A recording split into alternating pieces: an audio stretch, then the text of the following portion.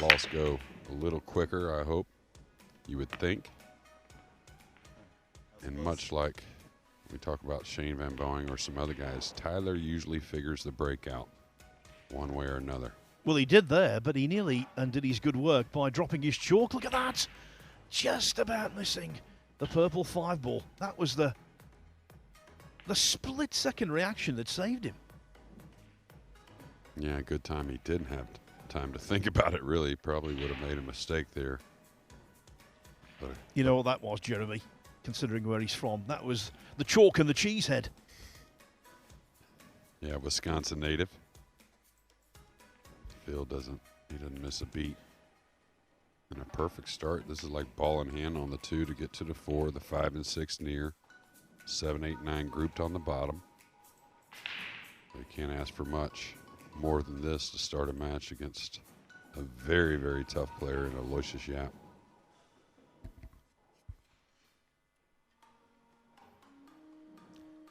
For those of you not from the USA, folks from Wisconsin are known as cheeseheads. It's known as America's Dairyland. That's actually what you can see on the car number plates, isn't it? America's Dairyland. Yeah, and it's a true story. They're proud of it. If you ever go up there, the cheese curds and, of course, the cheeseheads that will be roaming Packer Stadium, Lambeau Field, here in just really less than a month's time. My favourite car number plate in the States has got to be South Carolina, though. Smiling faces, beautiful places. Yeah, well, when it comes to food, my favorite is South Louisiana, Cajun food. Of course, that's the area of the country I'm from. Southeast Texas, just neighboring. My wife, a big Packer fan. Actually went to the playoff game. She did when Kaepernick stole the show there in Lambeau Field. She said it was so cold that the cell phones were freezing up and most of the ladies were hanging out in the bathrooms.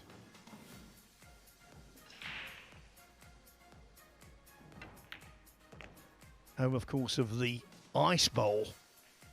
And I suppose here it's all about Tyler Styer keeping his cool. Can't imagine he's not going to take the opening rack from here. Yeah, pretty simple business here. He's gotten through the rack nicely. Had a nice starter. But still, these guys make it look easy, even on the easier layouts.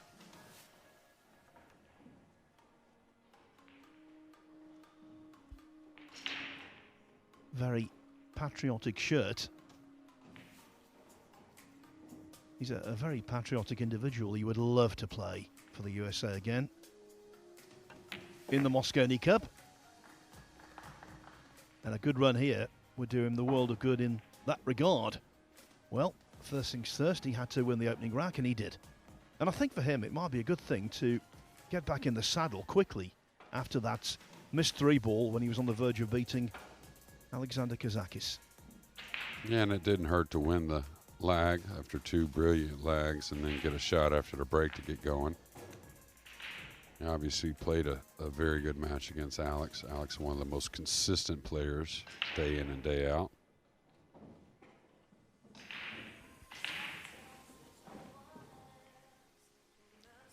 I can tell you quite a few matches in the losers qualification round have now begun. And the most prominent scoreline, Ronald Regley has already taken a 5-0 lead over Cedric Gonzalez. Gonzalez from Australia. I believe Skyler should have started his match by now on that one-loss side. Yeah, he's 2-1 down to Beda Alawadi. And Alawadi didn't have his best performance earlier, so looking to make up for that, even though I'm sure Jason Shaw had a lot to do with that scoreline we saw. I think it was 9-2 or 9-1. Yeah, he did, Jeremy. I spoke with Jason afterwards. I interviewed him on camera, and he was saying that he was very pleased with his performance. Now, you know Jason, if he's played badly, he'll say so. If he's played well, he'll say so. And he was really buzzing about the level of his play in that match. Well, and I'll tell you another thing. He's not going to be a player that's not talked about, but not as much here, I think. I'm not saying that's good or bad, but maybe Jason can just get on with it a little bit after not quite having the results he's used to having so far in 2022. Still a lot of big events that remain, and none bigger than the one that's going on right now. Nothing like the present. Tough shot on the 2, but one that Tyler, he'd like to have that shot back. And talk about consistency, and I think it's going to grow and grow, but his opponent, very consistent player, very smooth with the stroke, very keen mind with the cue ball.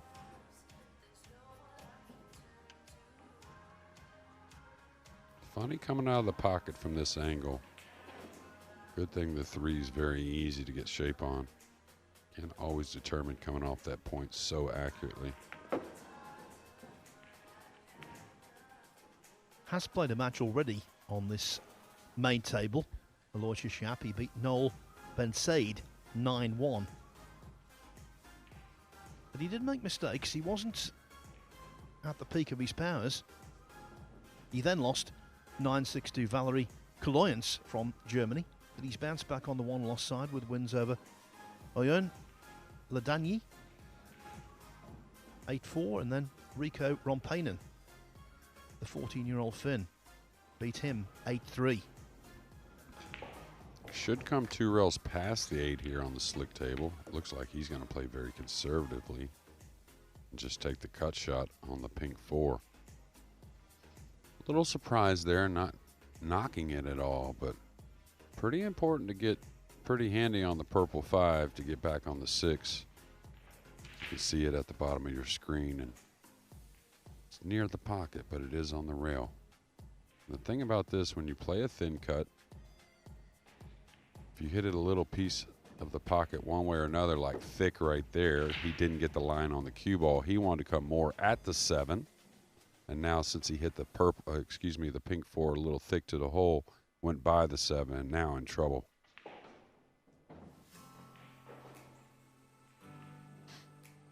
I thought that was not a bad decision laying up on the 4 like that, but maybe a little questionable.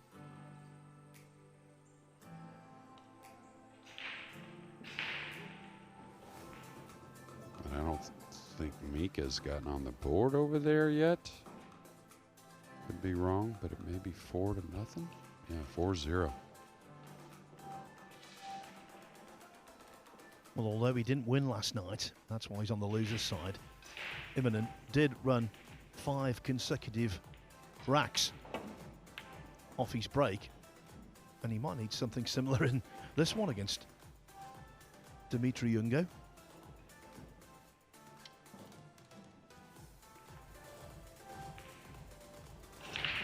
Two world champions going head-to-head there, because while Mika Immonen won the World 9-Ball Championship, Dimitri Ungo is a former World Junior 9-Ball Champion who has rededicated himself to the game with some encouraging results. And Immonen will not be pleased with the last shot we saw there. Yeah, he's a little out of sorts, really, and I'm not sure why. He's had a pretty good year overall trying to get back into that form where he so dominated the game at times.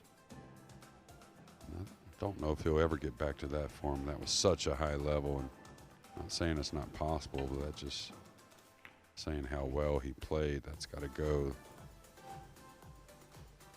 Not going to be too happy with that safety. Yeah, and it's a second bite of the cherry after that ineffective safety. The original mistake from Styer was missing a high tariff 2-ball. All right, a little thin on the 6 here. And again, you can pocket this ball rail first or ball first. Going to be putting some side spin on this, so again, makes a huge difference how you have the 6 enter the pocket, where the cue ball ends up. That's what I would have been afraid of on the slick table.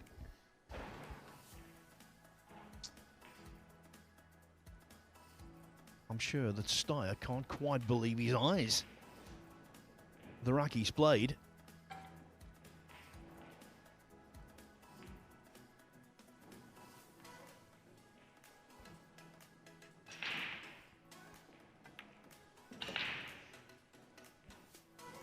Of course, for Styer, it's not just any old match. The fact you're commentating, Jeremy, turns this into an audition. Yeah, well, I like the direction he's heading in, and you know, you look at these players as you look at the entire package from match to match. Anything can happen to any one player, good or bad. But I'll tell you, he's a dangerous guy to let get to that break the balls. He's one of the guys that I think can put a lot of racks together because he usually does figure out not necessarily a consistent shot on the one. I don't think any player is going to do that with our new break format. But if you're consistently making balls, you're maintaining the cue ball, you're increasing your chances. And now a 2-0 lead. Yeah, always nice feeling when you make a couple of mistakes in a rack, particularly against a world-class opponent, and you still win the rack anyway. Seems like ages ago now, but it wasn't too far back when Aloysius Yapp had a wonderful chance to be crowned US Open champion. Lost in the final to Carlo Biardo. At one point in that final, though, I really fancied Yapp's chances. Yeah, well, if you just looked at the entire tournament entering that final, of course Carlo played great. How can you get to the final otherwise? But you would say Yapp played the best pool overall in the entire tournament until that final, of course, and not saying he did much wrong there. It was just a Carlo Biardo that wasn't to be denied.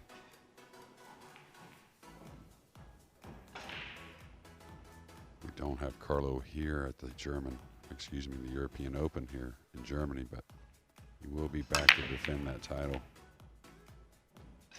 at the US Open. How's the two going to get up? There's a little sliver. And I'll tell you, even if he has to curve the ball a little bit here, it may be worth it.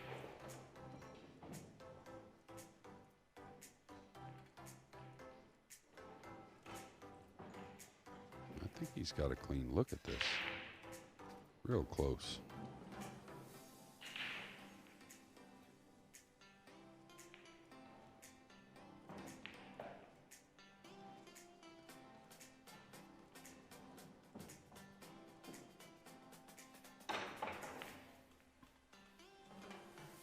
When I interviewed Jason Shaw a while ago, my last question to him was, well, it's midsummer, but of course in early winter it's going to be the Mosconi Cup. Is that on your mind? He went, it's always on my mind. And I think that applies to Tyler Styer as well. He badly wants to make the team.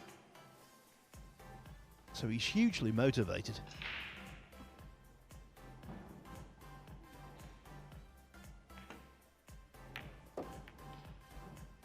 Yeah, I had to just take a chance with the cue ball. The 8 came clean. So he's got to look at the 3. A little bit of an issue with the 6 being there. He's got to make a decision here. You kind of want to pull the cue ball underneath the 3, but if you get it going, you could end up behind the 8. So I may go ahead and play this 3 ball with a little inside English or even straight high maybe. Maybe go to the rail, catch a little piece of the 6. I think he still comes above the 3 to get a shot. I think I keep it pretty simple here, Phil.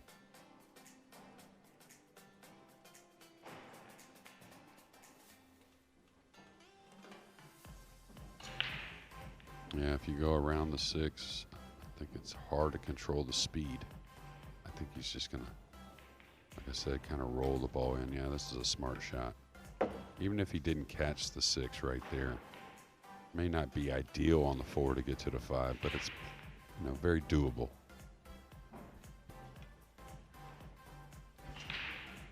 Almost had the bonus of the 9 going wild into the middle. Just a revolution or 2 short. Yeah, he's looking at getting, beyond the 7 and 8, kind of straightish on the 5, and to me, this shot doesn't totally agree with that. I may hit this with just a little high right, trying to come 2 rails to the center and take the cut on the 5. He's going to elevate and try and dig on the cue ball. May get an early winner here on the 9 and the side.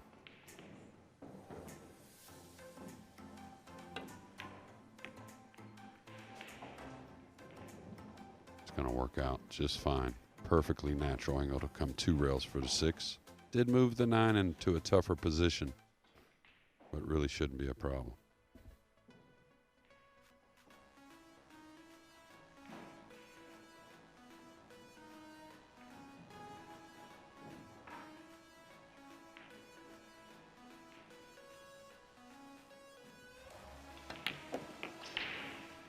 He led 6-2 against Kazakis before succumbing 9-8. He's off to a really fast start once more, Tyler Styer.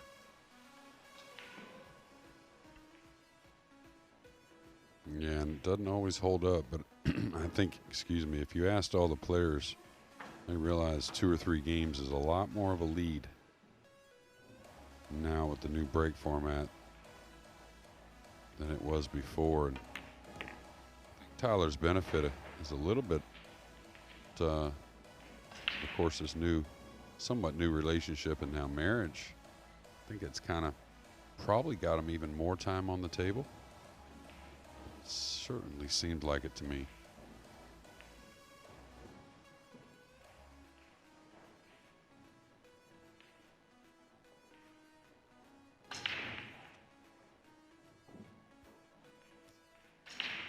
At the World Games, he lost Hill to Josh Filler, and really, he'll tell you he should have won that match, had an opportunity. Wasn't easy, but really the only guy that threatened Filler in that event.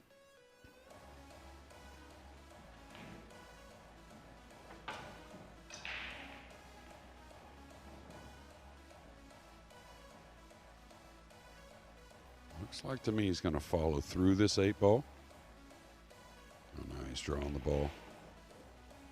Maybe short side where he's standing.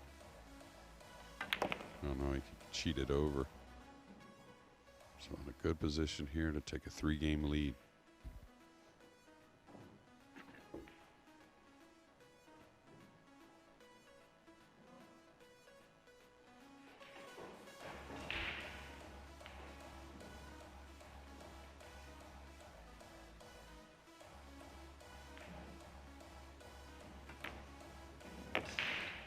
Nicely done. 3-0 it is. Now let's give you some latest scores around this Esperanto Hotel and Conference Centre venue. Winners qualification, Darren Appleton 6-5 up on Wojciech Shevchik. Piers Labutis and Khalid Al-Gamdi locked together 5-5. Naoki Oi on the hill, 8-4 up on Jan van Leerup. I can tell you that Valerie Kuloyance, who sent Aloysius Yapp to the one-loss side of the draw. He's beaten Chris Alexander 9-7.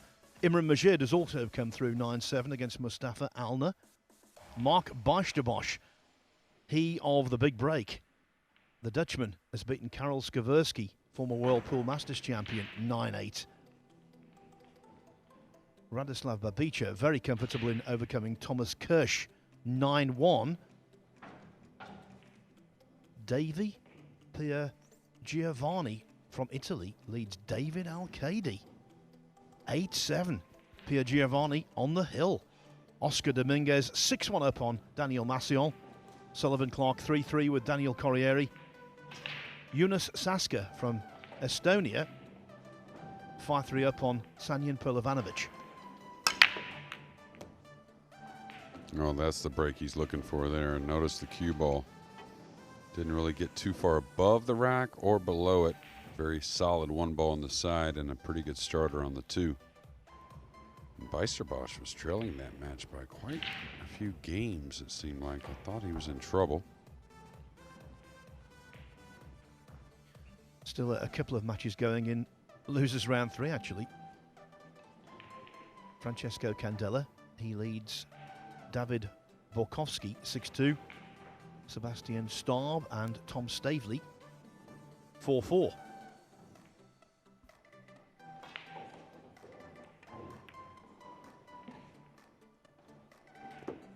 May have killed that cue ball too much. I think he got a clear shot here.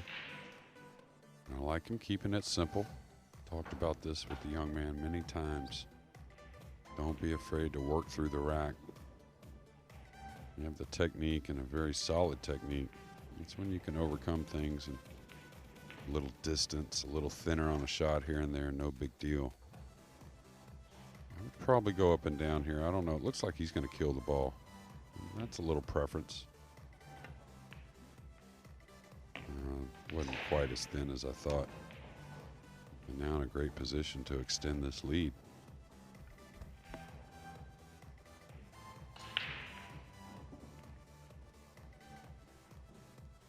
Just mentioned David Al-Kaidi being in trouble. I think one of the most satisfying successes for Tyler Styer was against David Al-Kaidi in the final of the Kremlin Cup in Russia in 2019. He's represented the USA twice in the Mosconi Cup in 2018 and again in 2019. And he's from Vernon, Wisconsin, which is in the southeast corner of the state. And if you go on the Wikipedia page for Vernon, one of the notable people from that town is listed as Tyler Styer. Well, there you go. And small correction, he has made it a third time last year on the team, 2022. So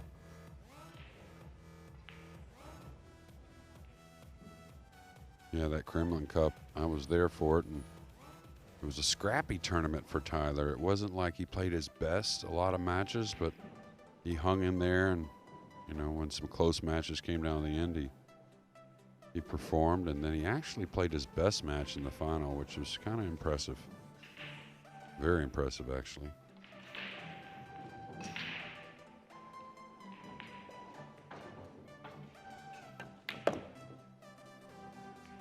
You know, to be fair about it, I mean, it's a big win, but, you know, being around him, and I didn't know if it may be a little early for such a big win, if that makes any sense, Phil. But back on the grind these last couple of years, and you can see it's helping him a lot, maturing as a player. Good stuff from Tyler Styer. You might have noticed on the graphic it is race to 9. Yes, it's the loser's side, but on the loser's qualification round, it does increase again the target to 9. So he's almost halfway. He broke and ran in rack 4 and in rack 1. I think they're the most consequential rack we've seen thus far. Was the second when Styer won it, despite making a couple of errors. Yeah, the tough 2-ball after the break. I mean, that's a missable ball because he had to work the cue ball, but then had an unforced error. But Aloysius Yapp backed it up with a bigger error, serving ball in hand, which is 4 left on the table. Let me quickly give you some losers qualification scores. Mario He, 2-1 up on Mickey Kraus. Tony Drago, 2-0 up on Mustafa Alner. Chris Alexander, 1-0 up on Marco Dorenberg. Max Lechner, 3-2 up on Pablo Garcia Laga. And Babkan Malkonyan from a strong Romanian contingent here. He's 4-1 up on Moritz Lorenz.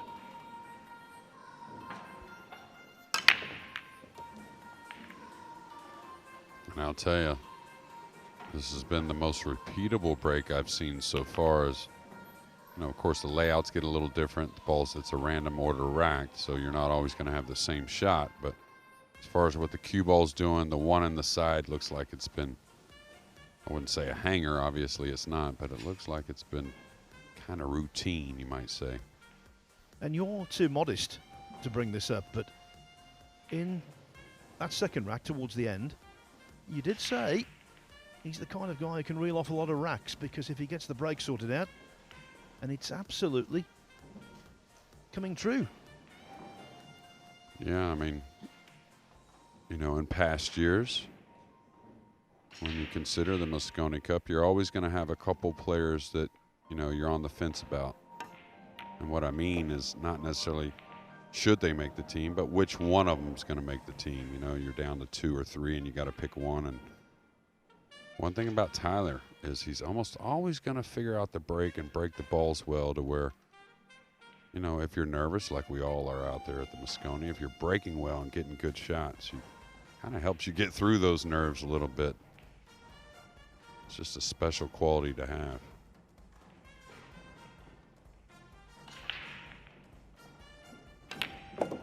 And at the risk of sounding naive, Jeremy, if he does sort out the break at the Moscone Cup, he can impart that knowledge to his doubles partners and to his teammates as well. So it's a double-edged sword. Yeah, absolutely. I mean, now the physical prowess, you know, he has a very repeatable stroke, right? So that not only the knowledge behind it, but the physical side of the equation, you know, it adds up, let's just say that. But yeah, certainly you're going to always have certain guys that you're going to talk about, you know, you're talking about jumping the ball. Well, you just hope Feder Gorse is on your team to give you a little knowledge. But breaking the balls, it's going to be like a Shane or a Tyler. Well, you're picking the side, and I know you will not say anything, but if it was me, he would be a very, very strong candidate for his desire and his skill.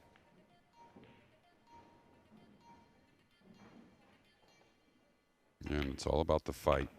You know, you don't always have to be the one getting the best results, although results are required, you would think. But definitely you look at match scores and you look at how they fight against tough opponents. And when it comes down to it, the nerves are so high at the Moscone, it's something you can't duplicate. But it is a race to 5. So if you can't be confident in a race to 5, it's hard to be confident, period. A little tight going by the 9. Might use the side rail a little bit. Shouldn't be a problem.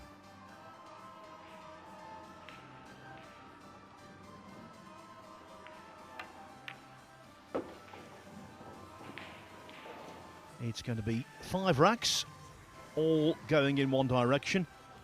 3 via break-in run-outs. Tyler Styer, impressive.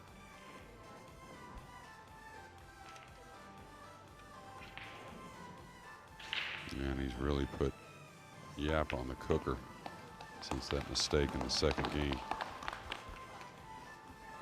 Aloysius on the Yapp foot. No, it doesn't really work. It's not anywhere near back foot, is it? No, I'm taking that one back, folks. Taking it back. Now, let me give you some losers' qualification scores. Tony Drago now 3-0 up on Mustafa Alner. Over on table 2, which you can see on the Matchroom Pool YouTube channel, Dimitri Youngo 6-2 up on Mika Immonen. Ronald Wrigley still on the hill against Cedric Gonzalez at 8-2.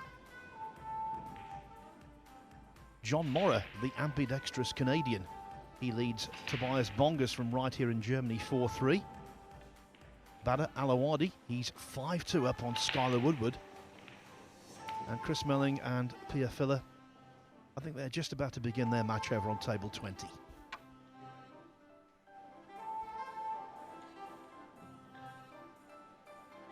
Yeah, you had to expect Badr Alawadi to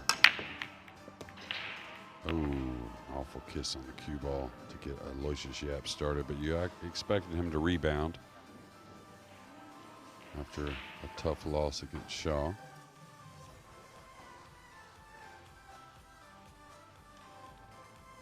This is why you build that lead. You never know when an unlucky kiss on the cue ball could, you know, give up ball in hand and get your opponent started. But again, with the break rule, 5-0 lead is huge.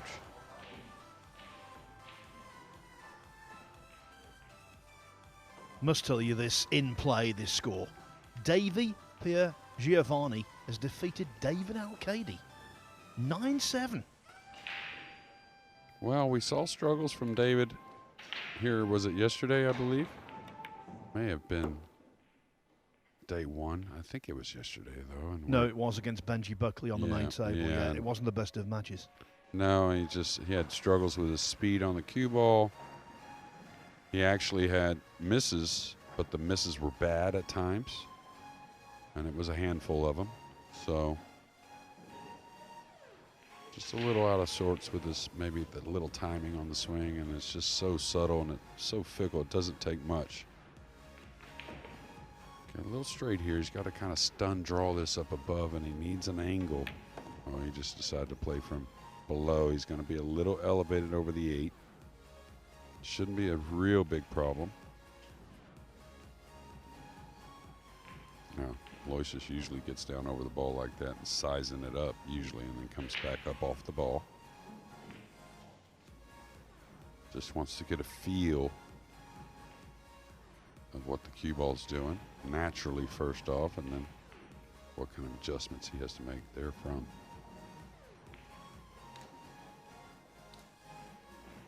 Type of shot looks like he's easing it, trying to get a little above the 7. Yeah, I was going to say that was a nervy shot, especially when the pressure's on at 5-0. Kind of stunned it a little bit.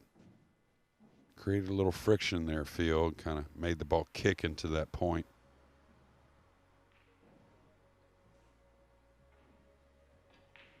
Clearly not happy. He's had such a good run of things over the last year or so. Yeah, not firing on all cylinders. There's time to recover, but that time is in danger of fast running out. Yeah, a little fortunate with a pretty open top of the table that he didn't leave a little easier shot. Got the cue ball over the 7. Really has to just simplify things here. Great shot. He's going to overrun here a little bit, but actually if it keeps going, the 5 does pass the 8. And then I think he can level out and beat the scratch in the lower right-hand corner. Could be fooling me, but it won't fool him. If he elevates the cue and digs on the cue ball, we'll know it was a natural scratch with top English. Now this is where, if you can beat the scratch, you may need straight English, and you may need to come down the right side of the table and play short side on the 6. Not something you would normally do, but type of shot you want to make as simple as possible, and it is a scratch, and you can see him a little jacked up.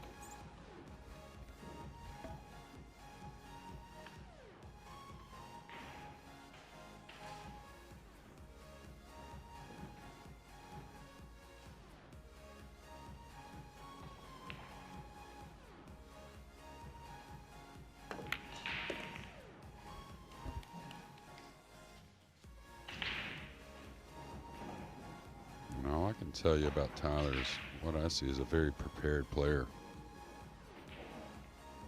Really trusting what he's seeing.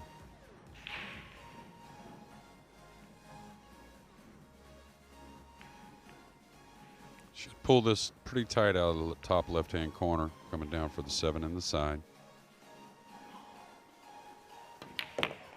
That's going to roll on him a little bit to the end rail. He's not going to be happy if that gets all the way there.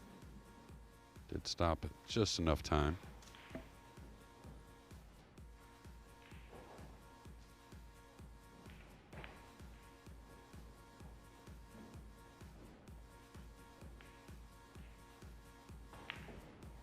Can't mess around with these centre pockets. They have to be struck accurately, these kind of pots. Didn't want to be the harbinger of doom, but I just had a feeling there. Yeah, and he kind of punched the ball a little bit, trying to maybe get a little more out, get a little easier position on the 8. And, well, anytime that ball's sliding to the hole, you have no room for error.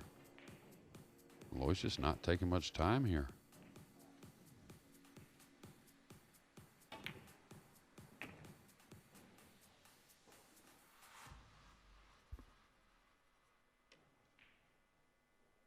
Going for the extension.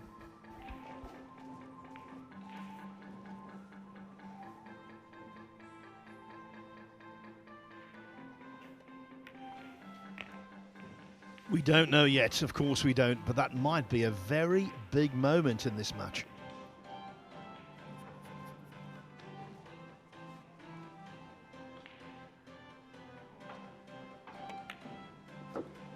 Aloysius Yapp on the board. The 7 missed by Tyler Styer as he was looking to pile on the pressure. And now, of course, Yapp has the break, trailing by 4. Some turnarounds in the winners' qualification matches. Wojciech Szewczyk is now in front against Darren Appleton at 7-6. Piers Labutis also 7-6 up on Khalid Al-Ghamdi. Naoki Oy has been on the hill for a while against Jan van Leerup. The Dutchman reducing his deficit to 8-6 right now. Oscar Dominguez looking good against Daniel Maciol. He leads 7-2. Daniel Corriere from Italy, he's 6-3 up on Sullivan Clark. Yunus Saska 7-3 up on Sanjin Perlavanovic.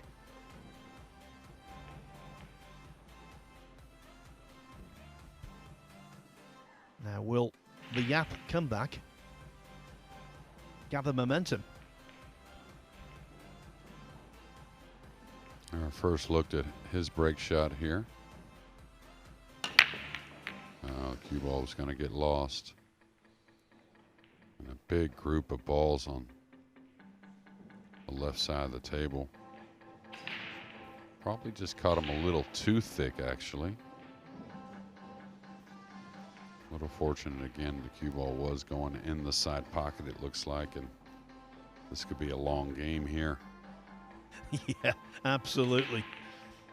Now, we're well aware we have a ton of viewers in the good old USA, and we thank you for your support. So I feel obliged to give you the latest not good news about Skylar Woodward. He's now 7-2 down to Badr Alawadi. The first player through, actually, from the losers qualification round is Ronald Regley. He's defeated Cedric Gonzalez 9-3. Yeah, Tyler's got to take a little chance here. Only reason I say this is he doesn't want to accidentally pocket a ball. Yeah, I knew the 1 was going to threaten that hole a little bit. He's giving up a kick shot. He's got to kick 1 rail between the 3-2. Actually, he'll kick above the 3 and then come between the 2 and the 3 back at the 1. Did open up some clusters there with that shot and did get the snooker. Got a tough question for you here, Jeremy. What is the fiddliest, scrappiest rack you've ever been involved in? The lengthiest, maybe? Was the one where you just couldn't solve it, neither player, and it just went on forever? Oh. I played a few with Johnny Archer.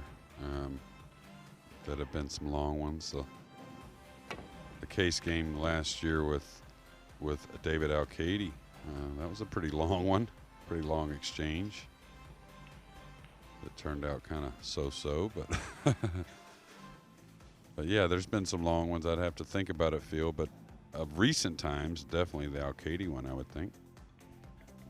Well, the purple 5 ball was hit first there.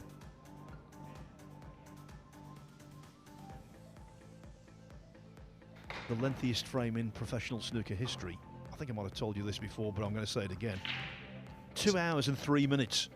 Fergal O'Brien against Dave Gilbert in the final qualifying round of the World Championship, and it was the deciding frame. It was the 19th and deciding frame. Yeah, they weren't giving an inch, and I was going to guess 2 hours because you had told me that before. I think I've learned more about snooker from you than I ever knew before, that's for sure. Okay, what do? You take a chance shooting the 4 to break out a little bump on the 6 there to have position on the 5. Only reason I bring that up is it's easy to gain the proper angle here on the 4 where you're laying on the 3 to get that little breakout on the 6. Now he's going to use the 5, it looks like, or try to use the 5. Maybe just play safe on the 6. We'll see. Now, ideally, getting on the 5 properly can get you into the 8 and 9, which, you know, in a perfect scenario sounds correct. But the only thing is, normally, if you can take care of a cluster early, it's always percentage-wise a better thing just because you're not waiting. You never know what could happen in a situation like this. Now, if he draws into it, catches the 8 thin at all, cue ball's going to run across table. I might go with a high ball here. Just like a medium high ball.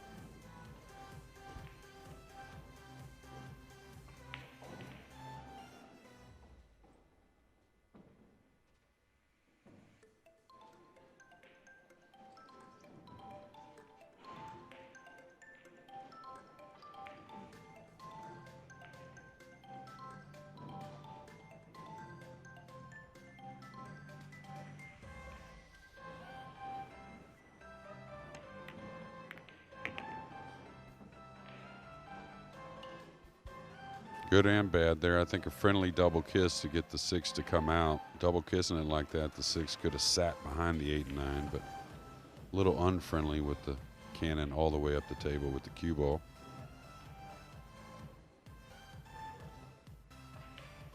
Big shot in this match right here. It could be, wouldn't say curtains. Of course, you can't ever say that about a player like Yapp, but the way Tyler's breaking the balls, he looks pretty confident, and that's only going to grow if he can bury this 6.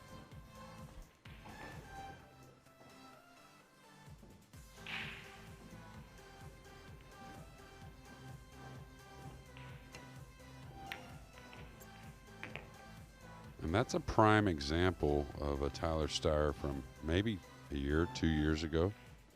May have unloaded with a lot of top inside, trying to really move the cue ball before, where now he's simplifying the shot. You know, kind of taking what the table will give him. Yes, and effectively widening the pocket, making the target bigger. Absolutely right, Phil. Now, key not to fall behind this 8 ball. If you fall a little behind it, you're not going to have much angle to try and work the cue ball back for the 9. So speed control here is important. He broadened the angle a little bit. And the other good thing he always knew is if he had to, he could bump the 9. Now, this is a little tricky. The only reason I say that is I've come off this 9 ball right here and gone right in that side pocket, even though it seems the angle too shallow to do so. It will happen. So I'd like to pinch draw this as much as I can and not hit the 9 very, very much. I don't know if he can avoid it. Yeah, good smart play there.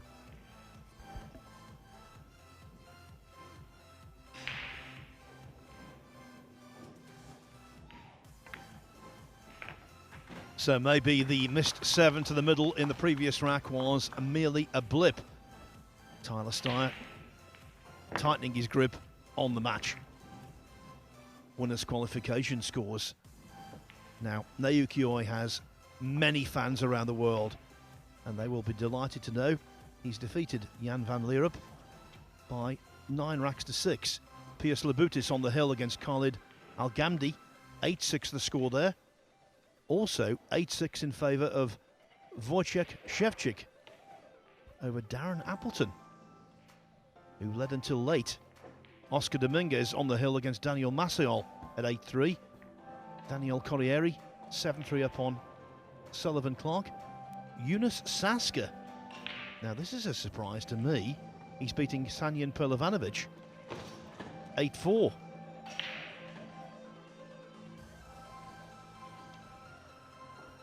Well, I was thinking about Sanjan, and I was looking at a few of those other players that I think have been kind of raised with the corner ball going in, and nothing wrong with that. That's just how the game was, nothing against them. But I think at times they can look a little confused with some of the layouts and some of the safety play and tactical battles they have to fight through, you know, to get things going their way.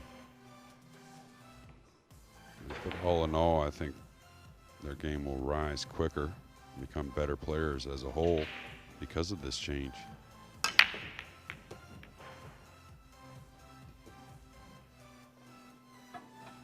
Well, there doesn't seem any confusion from Tyler Styer. Okay, the cue ball in the end ran awkwardly over the 9, but I think he's breaking off as well as anyone I've seen.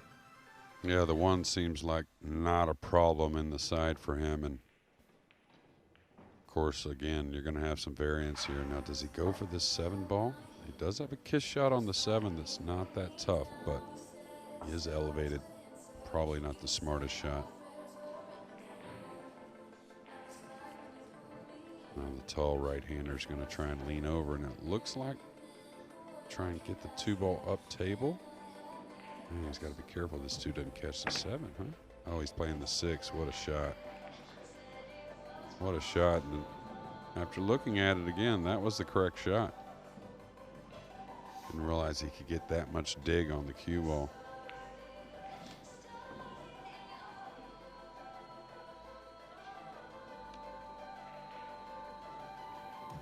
All right.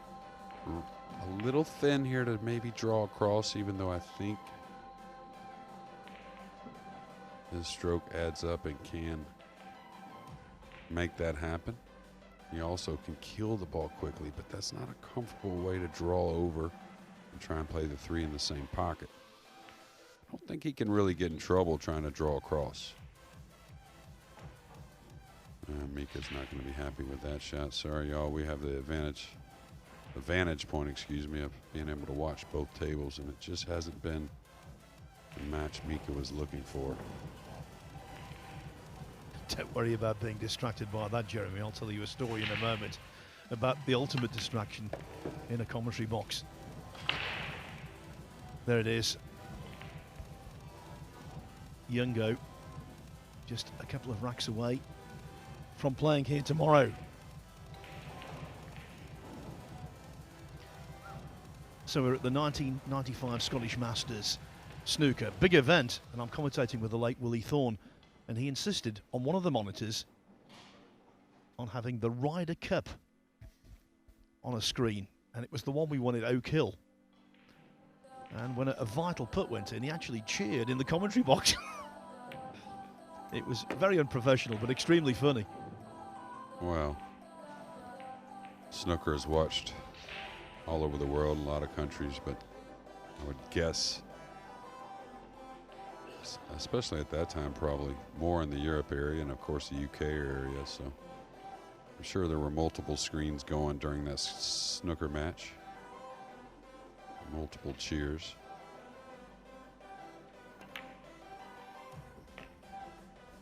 Well, you talk about multiple screens, it can be quite frazzling. I remember once I was in Vegas and I was trying to watch about 9 different baseball matches at once in a sports book, and at the end of it, I didn't know whether I was coming or going. That's actually one of my favorite feelings that I've always experienced. I love being in the sports book and the head and the mind moving around. Of course, sports fans and football season right around the corner. Even I love football. I'm more of a baseball guy, I guess. I just wish the referees weren't so involved in American football and the NBA. I think the game would be so much better. One thing about baseball, of course, the umpire has a little bit to do with it, with the strike zone and whatnot. But once that ball's in play, it's all about the players. Well, here, largely, the players are self-policing, and it doesn't seem as though Aloysius Yapp can arrest Tyler Styer's march. No, he's just one ball at a time. Keeping it simple.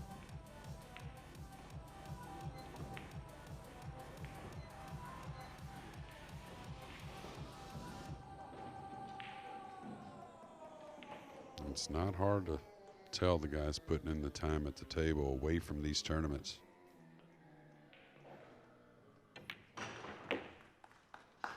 This is excellent against a world-class opponent. Tyler Styer, 7-1 ahead, and bear in mind, put this in context. Just over an hour ago, he had a thumping disappointment against Alexander Kazakis, and to bounce back in this manner, you've got to be very convinced by the way he's playing. Yeah, I'm happy. I want all the Americans to play well, and he's showing one tough chin right now. And like Carl talked about in the last match, you know, it's huge to qualify through the winner's side. You avoid at least in the first round. You avoid some of those top seeds. Now, if he qualifies and goes ahead and wins this match, which it looks pretty good so far, he'll have to face one of the top seeds coming from the one-loss side. But if you get through that first match in the final 64, it really doesn't matter. Also a lopsided scoreline across the arena on our other streamed table, which you can see on Matchroom Pool YouTube channel. Dimitri Ungo has just broken off on the hill, leading Mika Immonen 8-2. Yeah, and Mika's defense, he just hasn't looked comfortable hardly on any shot, so it hasn't been just one of those days sometimes. And I think as we get older, we have a chance of having those types of days a little more often. Also, congratulations to Yunus Saska from Estonia. He's beaten Sanyan Perlovanovic 9-4. Wojciech Shevchik has overcome Darren Appleton 9-6. Both of those matches are in winners' qualification.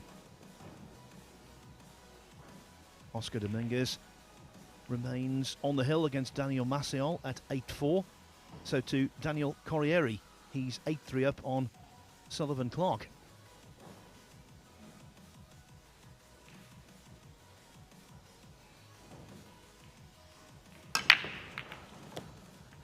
A little kiss on the cue ball. Did make the one again. He's going to get a 9 ball.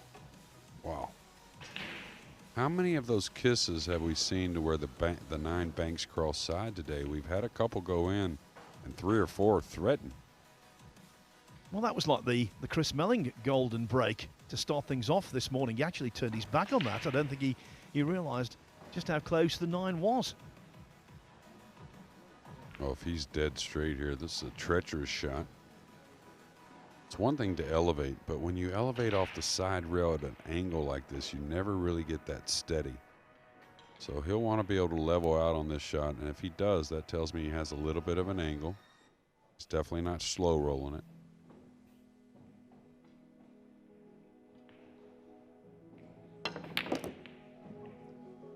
Yeah, Tyler's feeling good. And that's a prime example. You're going to have to make great shots playing this game and to win matches, let alone win tournaments. So you don't have to go out of your way to try and make great shots. It's going to happen anyways. Yeah, just one request for the Mosconi Cup. Tyler and Skyler in the same doubles. That's a commentary faux pas waiting to happen. So please keep those apart. Well, we'll see what happens come December, but like you guys say, to be fair, it's almost become something common out of my mouth now. The commentators are kind of my last thought, to be honest with you. My job's pretty tough. I'm trying to make y'all's job even tougher.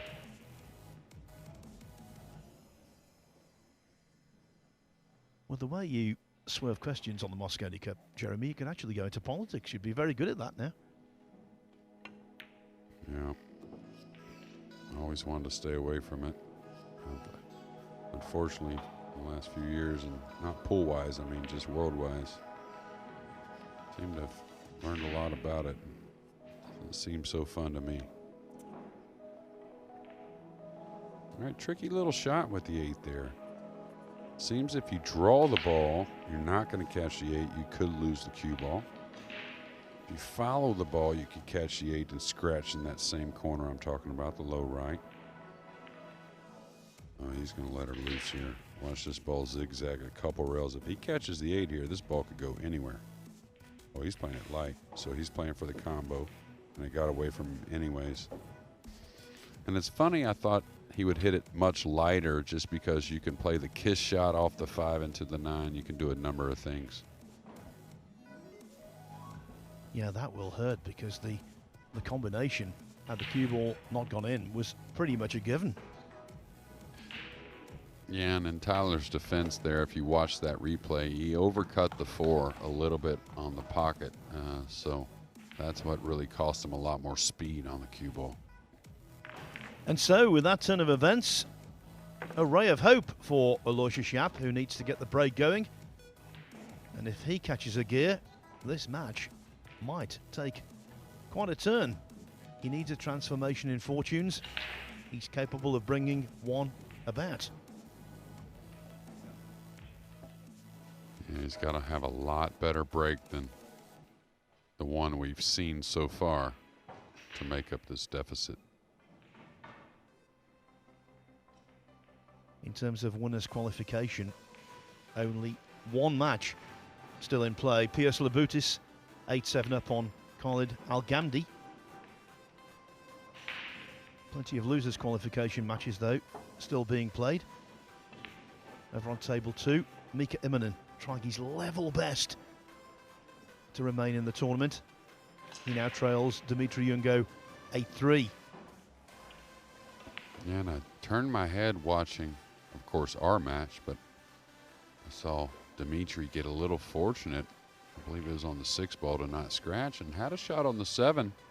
I guess he just had an open miss to keep that match going. Yeah, but now off the break in rack 12, Immonen has scratched himself. Yeah, I'd probably play that 2 just like that all the way down if I was Dimitri. While the referee's putting the balls in the template, let me tell you, Tony Drago made a bright start against Mustafa Alner. Now, though, Alner leads 6-3. That's in the losers' qualification round. Also looking good for Maximilian Lechner. He's 7-3 up on Pablo Garcia Alaga.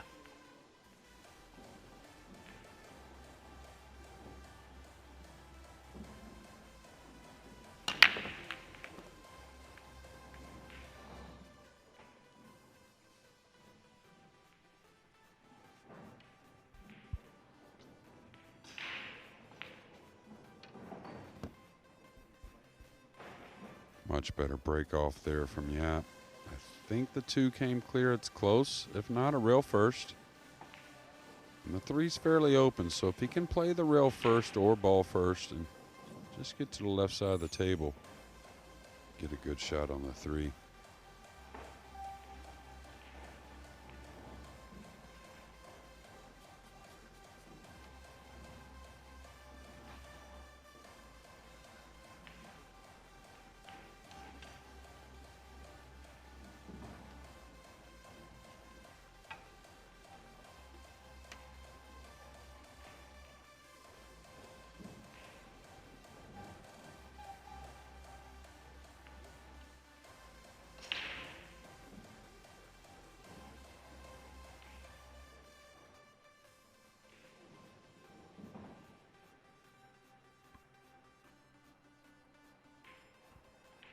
We talked about his near miss at the US Open. Let's not forget it.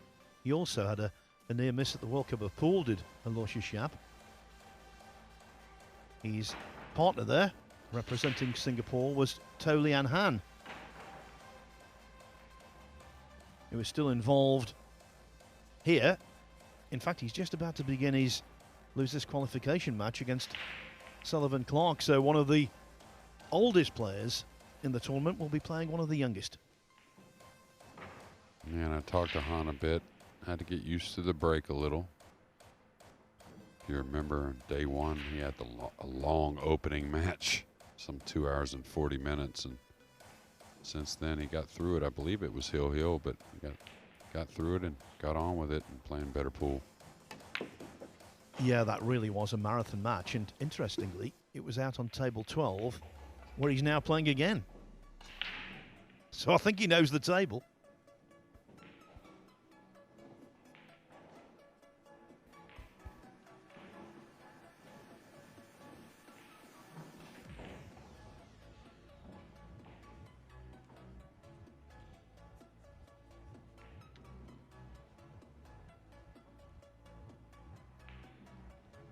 I talked to Yapp earlier today and known the kid for 5 or 6 years. We have a mutual friend from Singapore that lives back home.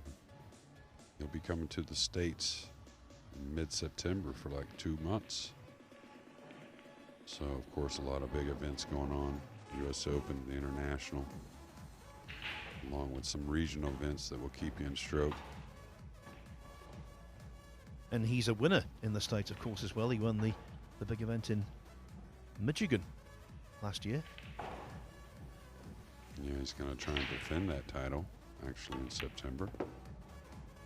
A little light with the cue ball again. He caught it a little thick to the pocket. Usually costs you a little speed on the cue ball. One good thing for Yapp, even though he's thin on the 5, that hanging 8 ball might help him on the 6 here in a moment. Doesn't have to have the best cue ball on the 6 to keep the run going.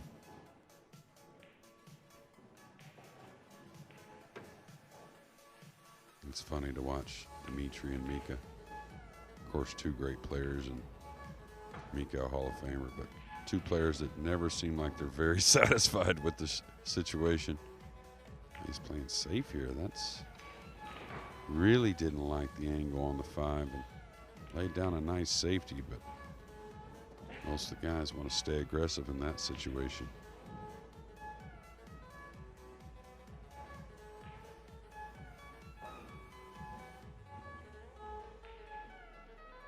I guess he can't get through to the long rail so easily. You'd love to kick to the top rail here. And this isn't terrible, but he's really demanding a certain hit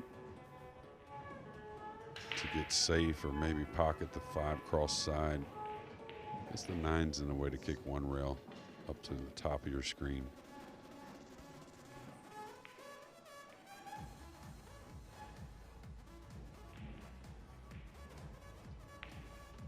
The end could be nigh for Mika Immonen on table 2.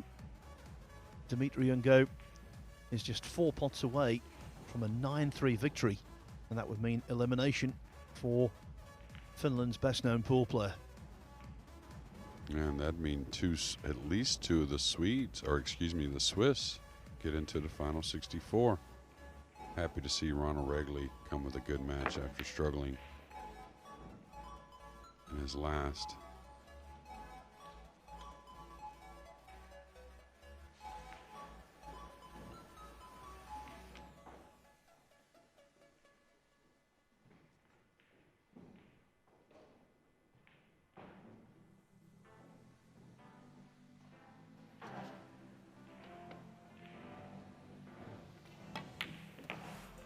As Yapp knocks in a really solid ball, we're going over for the denouement of Immonen Ungo.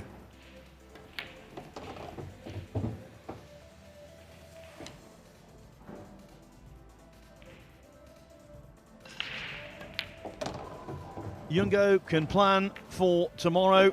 Mika Immonen, well, he can pack and hit the road. 9-3 the scoreline. Dimitri can feed off of that coming in tomorrow's final 64. What happens with this break, really? Also with players like Dimitri, of course not the top tier that we have here, but you get that time at the table, you know, get to battle a little bit. You kind of forget where you're at a little bit, and you just start fighting. Just start grinding ball after ball. So it works wonders for some, and some it frustrates. Okay then, so this isn't quite the cakewalk for Tyler Styer that we might have imagined. Could that scratch turn out to be very significant indeed? Bear in mind it happened at 7-1 and he was on the verge of 8-1. Now it's 7-3. Aloysius Yapp, interesting story. First wielded a cue at the age of 8 years old. He was watching pool on television actually, and he asked his grandmother about the sport, and a couple of years later, when he'd grown a little, his parents bought him a miniature table and he went from there. He's actually part of the Sports Excellence Scholarship Program in Singapore. Singapore's first ever full-time pro player. His mother, Angie Tan, said it was a very tough decision, but he was so driven to be a pro pool player that in 2011, as a secondary 2 student at St Patrick's School, he told his mother he wanted to drop out of school to train full-time, and she acceded to his request. And he's a world junior champion. That's under 19s. He won the championship for that in Shanghai, China in November 2014. And of course, one of the achievements from last year of Yapp we haven't talked about yet was when he got to the semi-finals of the World 10 ball, losing out to Eklund Kachi. Narrowly, 10-8. He's a class act. Yeah, and he's had a lot of high finishes. A couple nice wins, of course, and still very, very young and still on the improve. Pretty scary.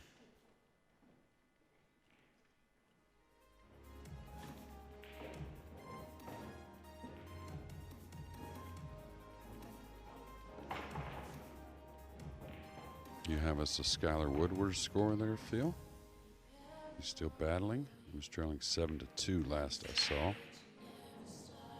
I will tell you in a second. And what I can tell you is that Piers Labutis has come through the winners' qualification. So that round is now complete. He beat Khalid Al-Ghamdi 9-7. This is Fulda. And that's an example of the Baroque architecture here. It's a very bright place. That church is called the Domplatz. Michael McMullen was telling you earlier that there was a papal visit here. I believe it was in 1980. And it's a wonderful mixture, actually, this town, of the old and the new. And a classic example of that is this superbly appointed Esperanto Hotel and Conference Centre, which can house so many different events and is the perfect venue for us with a 24-table setup. It's tough to find these venues, and this one has suited us down to the ground. Yeah, the location couldn't be any better. Very easy, short walk from the train station. City, center of the city, not far away.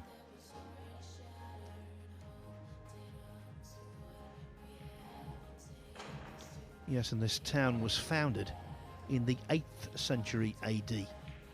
The history, well, it's extraordinary. Yeah, I'd asked about that a few times and heard you mention that earlier today, I think it was. And just amazing. Forget, when you're from the USA, you know how young our country is in comparison to so many others. Yes, of course. 1776, so in 2026, that's a big year. Yeah, that's 250 years.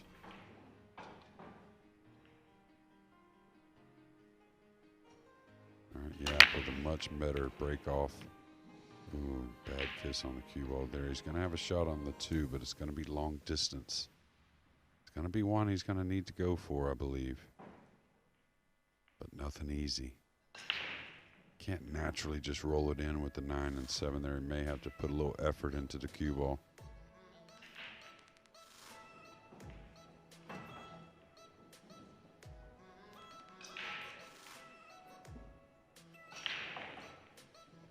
Now the one thing he may consider here, I don't know if he'll notice this or not, with the 8 hanging and how treacherous this shot on the 2 is, I may go cross corner on this 2.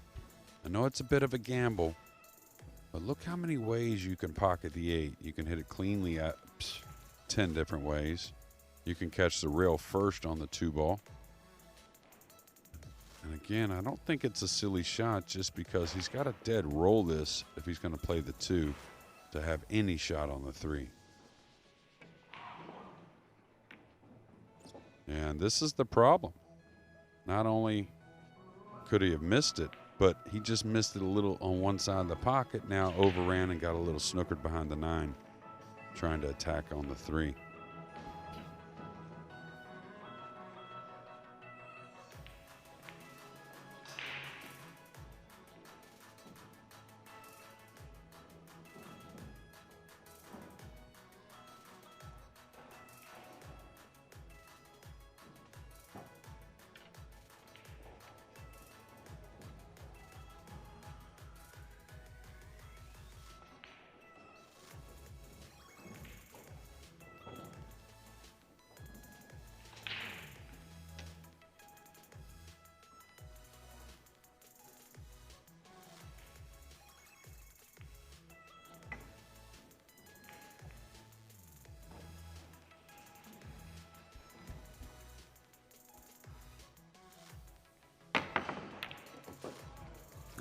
a shot. And I don't know if he's going to get any reward. Is this going to come clean? Oh, yeah, he's fine.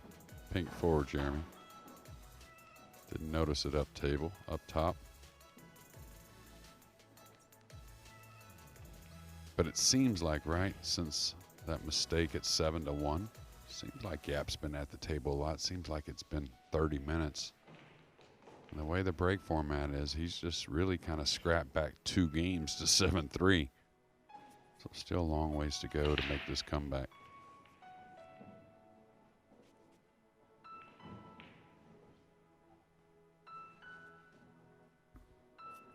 Let me quickly tell you the losers' third round is now over. Last match completed, Sebastian Starb came back to beat Tom Stavely 8-7. So it's just qualification now, winners and losers.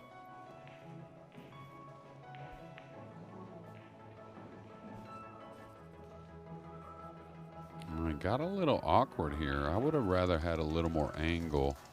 This 8 is not missable, but the 5 could get away from you. He's got to ease this, I think.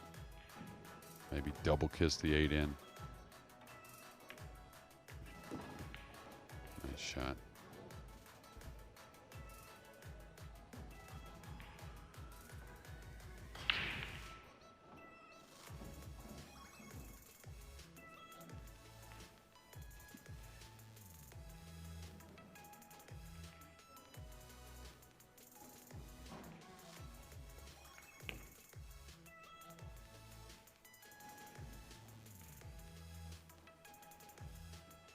We see it all the time, don't we? One shot alters the entire complexion of a match. In this case, it was the scratch when Tyler Styer was on the verge of a guaranteed combination to lead 8-1. 7-4 has a very different feel to it, and that's what it's going to be, surely. Yeah, especially it seems like Yapp is, I hate to say somebody's figured out the break. I don't think that you can really stamp it like that. But he's certainly improved on the break since his first. And he's getting nice openings. He's making the 1, getting shots. It's a match now. There it is, 7-4 confirmed. I'm not saying this is certain because you can't get into someone's mind, but he does have a psychological wound recently inflicted, Tyler Styer, because he was well in front against Kazakis, and he's been well in front here. If you start thinking, oh no, it's going to happen again, that can lead to negativity, and negativity in turn leads to mistakes and a tightening of the cue. Yeah, and I think that, to be fair, I mean, that's happened to Tyler a few times in his career, more than any of us would want. And it happened at the World Games. He had a pretty good lead. I think it was like 10-5 or 10-6 over Filler. Now, Filler had a little something to do with that, of course, that comeback. But, you know, the one thing I could say about Tyler's, you know, what you would call a mistake, of course, he scratched. It was a mistake, but it wasn't a glaring mistake. I mean, it's going to be glaring maybe in the outcome of this match, but it wasn't really a poorly struck shot. It's just a little bit of a tricky shot. He overcut it to the pocket a little bit. And then in turn lost the cue ball.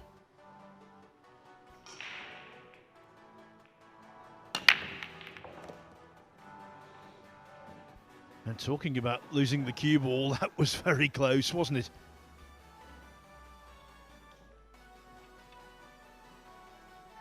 Yeah, just caught the 1 a little thinner than he wanted, and that's that kiss that sometimes is going to reward with a golden break, but also sometimes you're going to lose the white ball behind it. Can tell you, Skylar Woodward has been defeated and eliminated. He's lost 9-4 to Badr Alawadi, who goes through.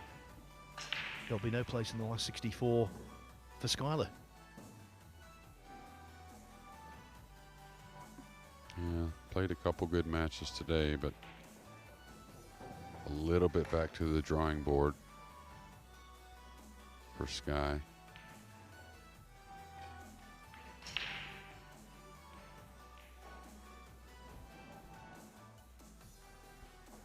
And so with every other round over now, our entire focus is on the the losers qualification round. Got a number of matches yet to begin. I can tell you our next 2 matches on the streaming tables. Over on table 2, it will be Torsten Homan, the local hero, against Karol Skaversky. Next action here on table 1 will be Victor Zielinski against Eklund Kachi. That's a mouth-watering prospect. And look at this. He's rolled out to the complete snooker in a very odd situation. This isn't a kick and stick. This isn't 2 rails behind the ball. Tyler has an easy decision here at 7-4, passing this back, and I'm interested to see what type of shot the Singaporean plays. Now I can play this with a high ball, maybe cut the 2 a little bit, bring the cue ball back towards the purple 5. I think that's the only thing he really has an option. And try to hit the high side of the 2, coming from that angle with a little high ball. Maybe gets the 2 back to the bottom rail. Maybe the cue ball goes towards the 5 and 9. There was a split second of hesitation there from Tyler Styer, because he quite naturally thought, am I missing something? But it was an absolute no-brainer. Now, if he hits this with draw, he's got a little better chance of making it, but the cue ball should have more speed, though. Yeah, you see how fast the cue ball's coming? I would have rather the cue ball been creeping up the table myself, but he's going to get a little fortunate here. And rollouts are always tough, but I thought that's a rollout. You know, we do see the players roll out to kicks all the time. That's how great the players are these days. You almost have to at times, but he's looking to jump and land on it. I think he's just got to kick at this ball. And one thing I saw in Tyler's first match, I think Efren would have been proud how well he kicked.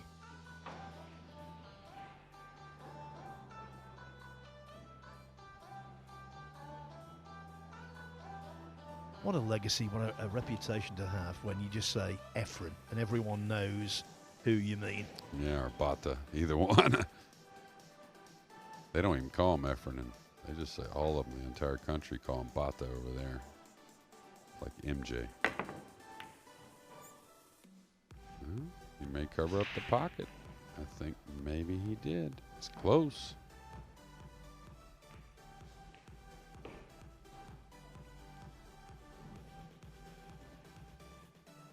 I could just roll forward, trying to get the cue ball on top of the 3. Simple safety. Don't overthink it.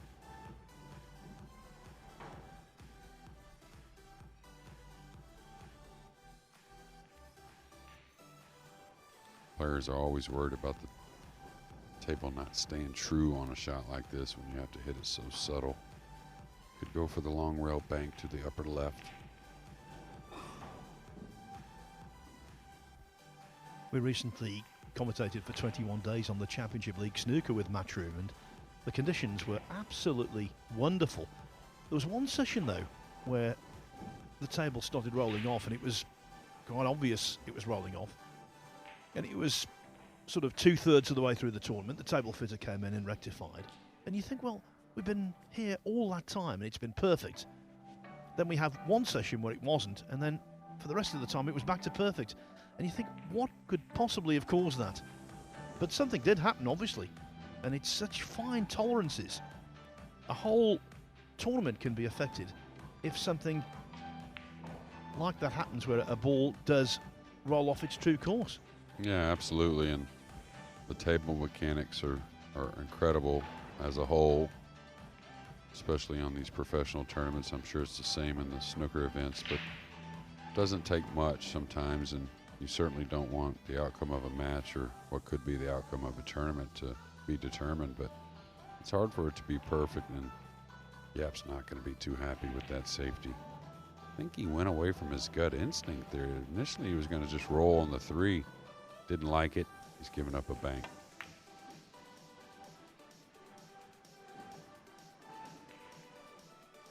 Caught the far jaw. It's easily potable, and this table is easily clearable, if that's a word.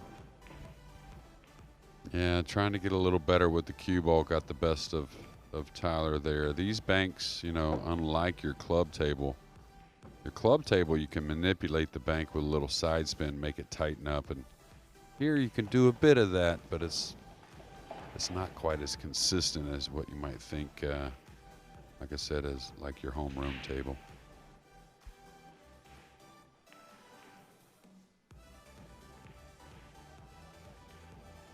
During the contemplation process, let me give you a couple of results. Mario He is through to tomorrow, beating Mickey Kraus 9-4. Sadly, Tony Drago departs, beaten 9-5 by Mustafa Alner.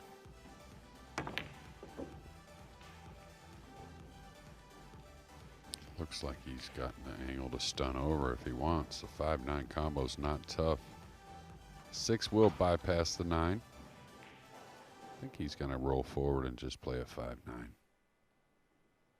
Cut the scoreline to 2 games. Wow, did we really expect this from 7-1?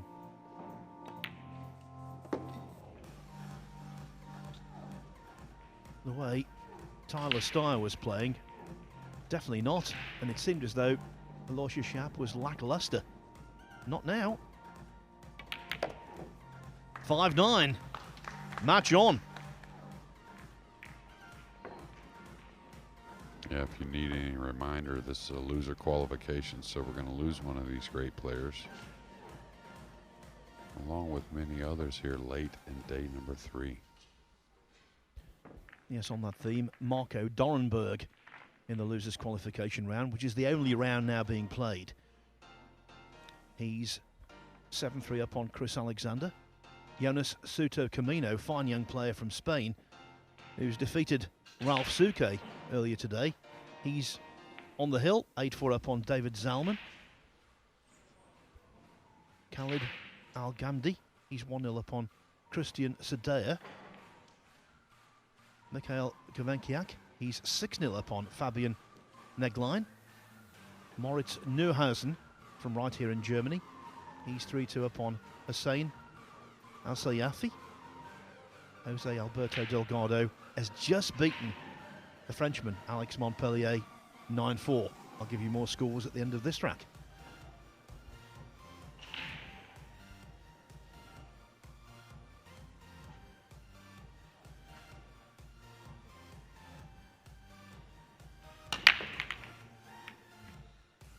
Yeah, that was a similar sound to his first opening break of the match.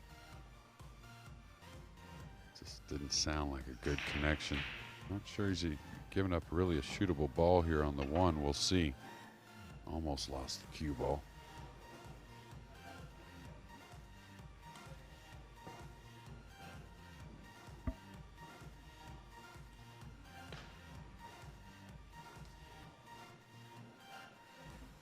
I don't think Tyler can get at the 1 on the side. If he can, it's still not, of course, an easy shot, and the cue ball kind of going away from him. Nothing natural to get on the 2. I think if it does go, he should shoot at it, though, just because the safety's pretty tough. He can go up the table, maybe have to take a long shot on the 2, but I think he may be cut off here off the offensive play.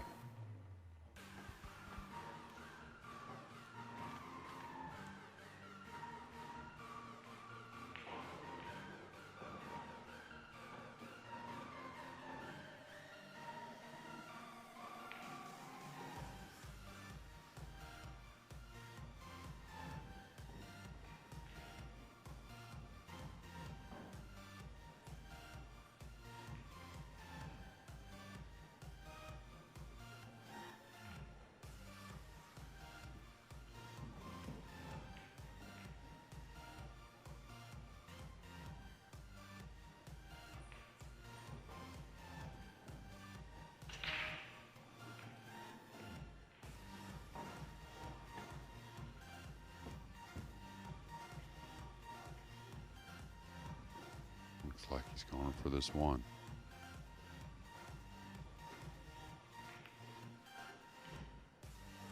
No, definitely playing the safety and a nice one. Does leave an easy jump, though, easy-ish.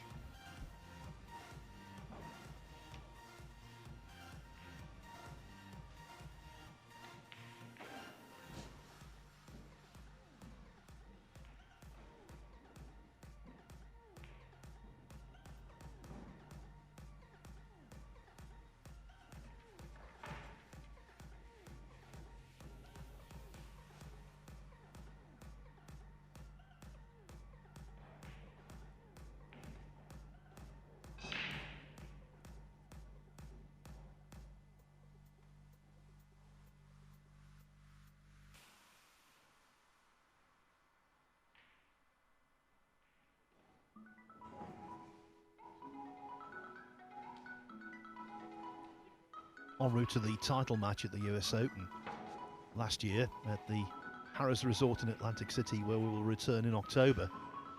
He pulled off some wonderful jump shots, Yapp.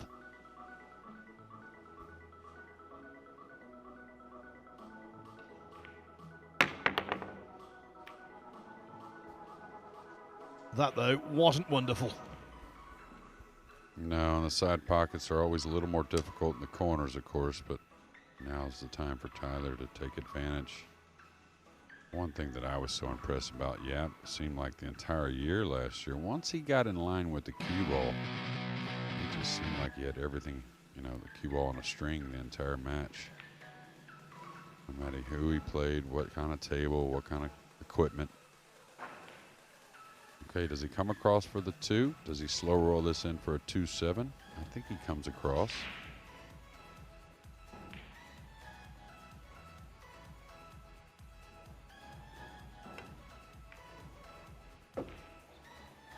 He's gotten a little thin here.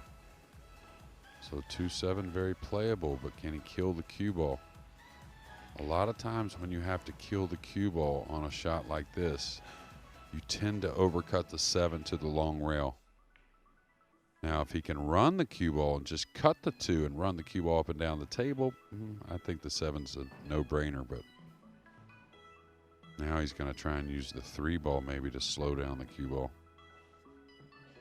And it's amazing what happens when you catch the ball to a certain part of the pocket, like right there. He overcut the 1 just a little bit to the pocket. Is he even attacking?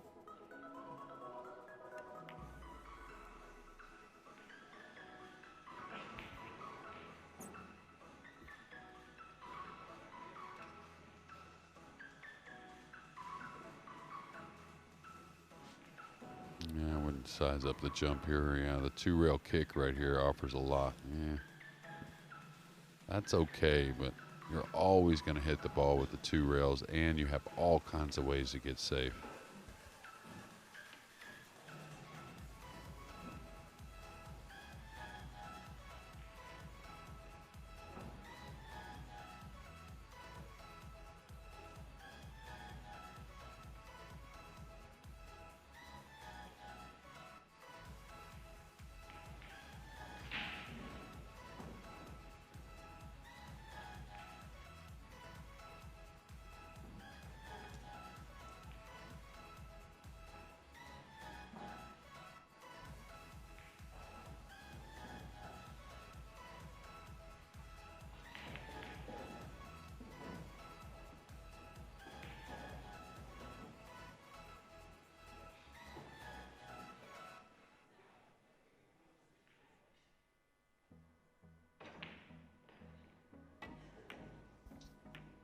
Well, he hit the top side of it, and that may be okay. I'm not sure that's the side he really wanted to hit, but like I said, there were a lot of ways to get safe there.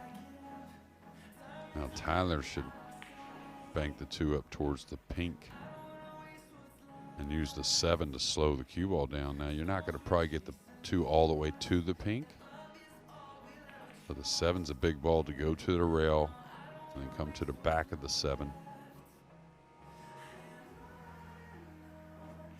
Get the snooker behind the green 6. Not sure what he's doing, though. I thought that would be the play.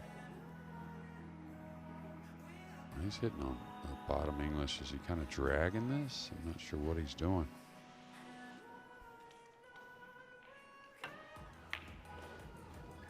Yeah, that was tougher.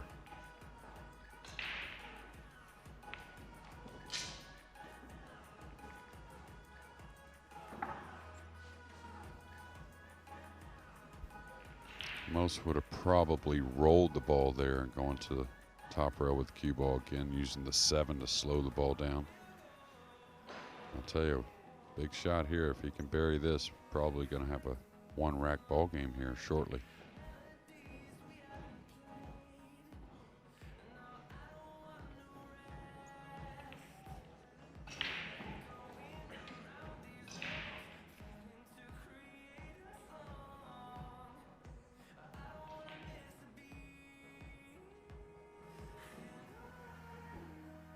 Just getting the bridge hand comfortable on the rail.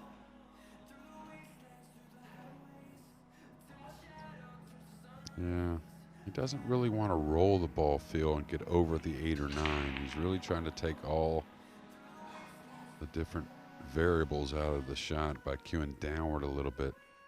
Maybe more of like a pinch draw stroke. But the problem is the pinch draw isn't used from 6 feet away too often, 7 feet away.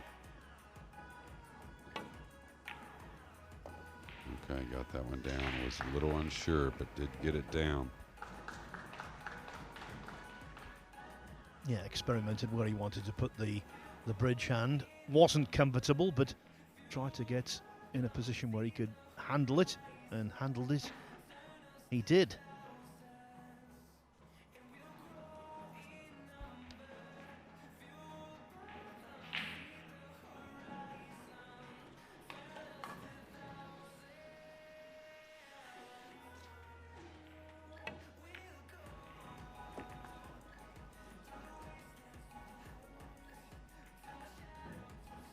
We have talked about the fact that with these break changes, that making comebacks theoretically should be more difficult. And yet, Alexander Kazakis did it against Tyler Styer, and now Yapp is doing it.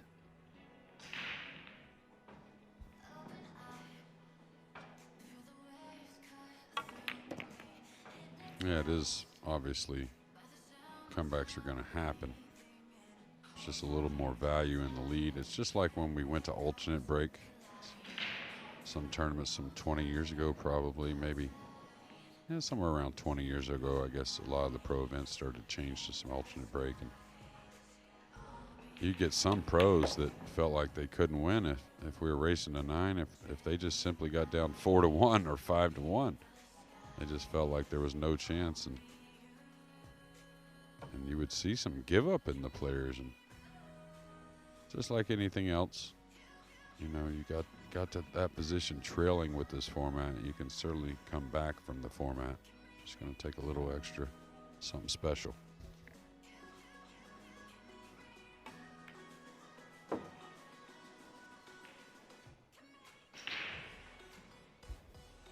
Not out of the woods yet on game 13 here. He's got to make a nice positional play from the 7 to the 8.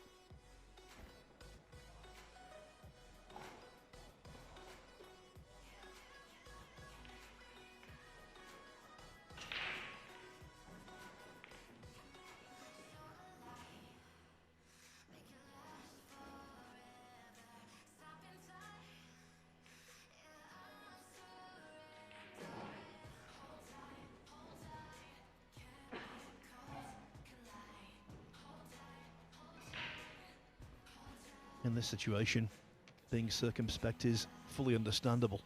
He's put so much work into this comeback. Don't waste it with something hasty.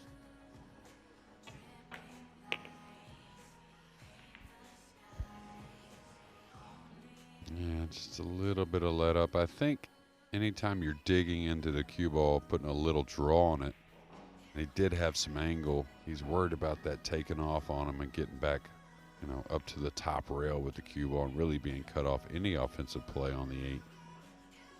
At least now, I don't think he'll float this. He could. It's a little preference here. Do you float it, or do you let the stroke out and maybe come some multiple rails around the table?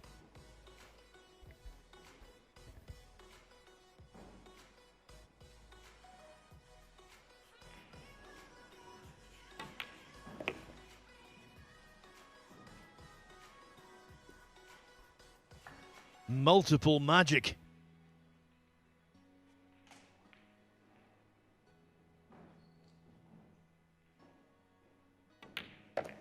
The gap shrinks even further. Remember, way back when, Tyler Styer was 7-1 to the good. Now it's 7-6.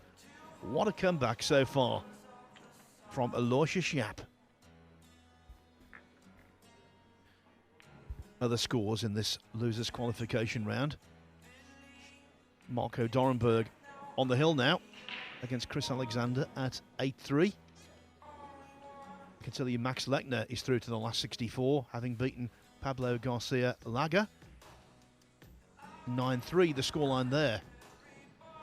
Khalid Al-Ghamdi, he's 2-0 upon Christian Styer. Mikhail Gavenkiak, 7-1 upon Fabian Neglein. Moritz Neuhausen, 5-3 upon Hussein Al-Sayafi.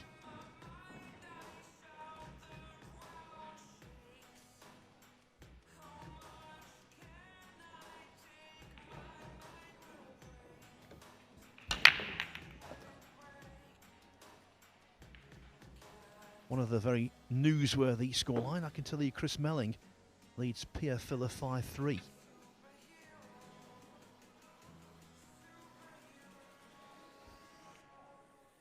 By the looks of that break, I still don't think Yapp is totally comfortable with what he's attempting out there. Of course, some of this is a little new to some of these younger players, but he's going to attack here, and he's got a great shot to do so. Not an easy shot, of course, but natural position.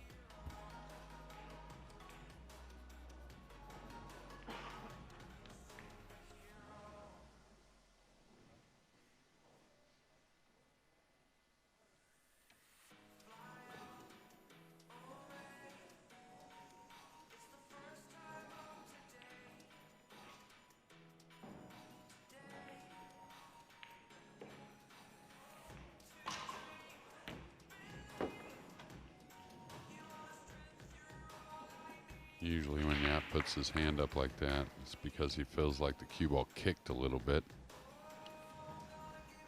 Jeremy, it definitely did. That was a skid. You could hear it, couldn't you? Just hearing it, let alone seeing it.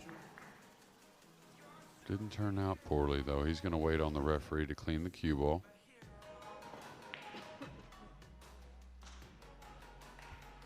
And that's one of the luxuries of not having a shot clock. When the shot clock comes in, of course, if you have the cue ball cleaned, which you're entitled to do, it eats into your seconds. Yeah, and that rule is going to be looked at for not sure why exactly, but joking, of course. But I think when we talk about cue balls clean, I'm just going to leave that to you, Phil. Well, maybe it could be changed slightly, like the old timeout. One cue ball clean per rack. Although that would effectively be like 2 timeouts, wouldn't it? So. Yeah. Well, what the thing that I see on that rule is, I think on the incoming shot, it shouldn't cost you, because a lot of players gums up the cue ball, and that's actually what happened last year. I'm not a player at all that has ever asked for the cue ball to really get cleaned. But there was a huge chunk of whatever kind of chalk David played on the cue ball, and I think that scenario may be something different. But okay, just got to pay attention here, drawing the ball. Make sure you hit it clean, fairly clean to the pocket. This is the type of ball you could rattle.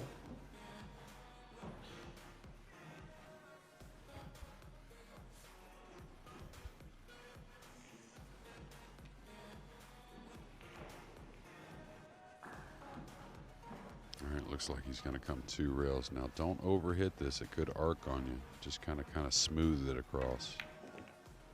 Just kind of like that. Even if you have to cut the 9 a little bit, that's okay.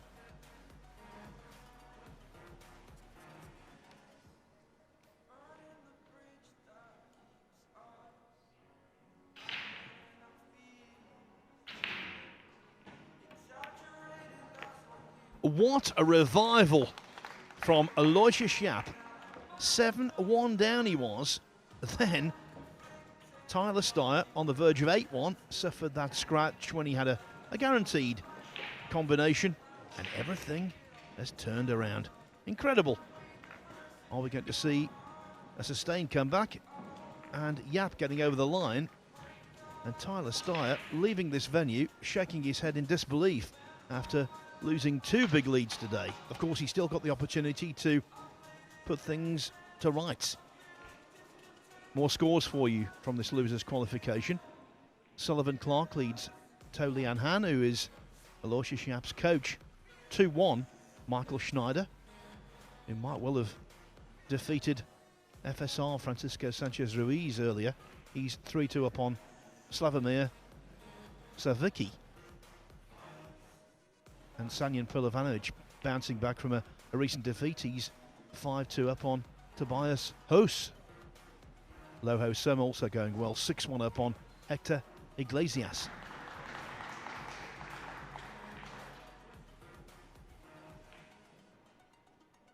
Yeah, Michael Schneider trying to make the third Swiss player to make the qualification. Sounds like a dry break here. Not sure he's going to give up much of an offensive shot, but we'll see Tyler Styer back at the table.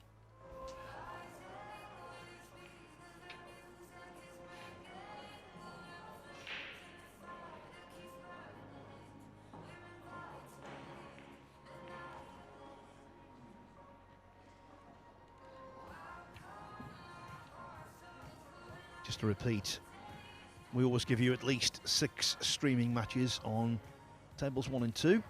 Well, next up, the 6th match of the day on this table will be Viktor Zielinski against Eklund Kachi. Over on table 2, the next match will be Torsten Homan against Karol Skaversky.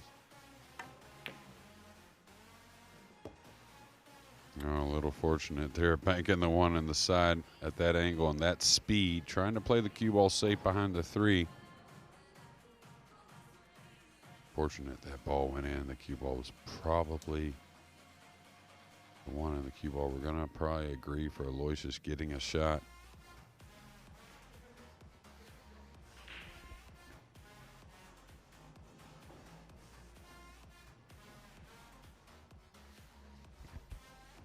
Not sure what he's doing here.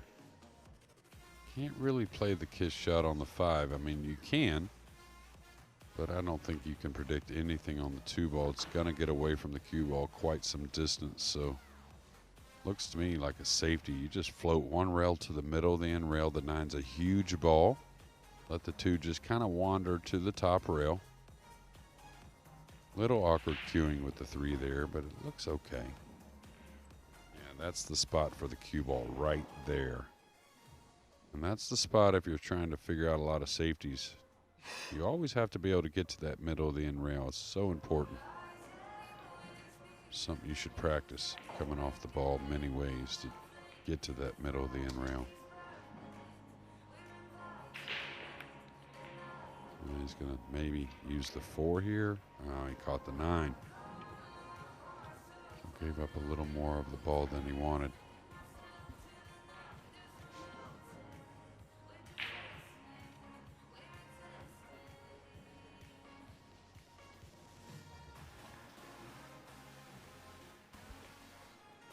Can tell you the shouter has been silenced. Elliot Sanderson's tournament is over. He's been beaten 9-3 by Abdullah Al Yusuf of Kuwait. Good news, though, for Canada's John Morra, squeaking through 9-8 against Tobias Bongers.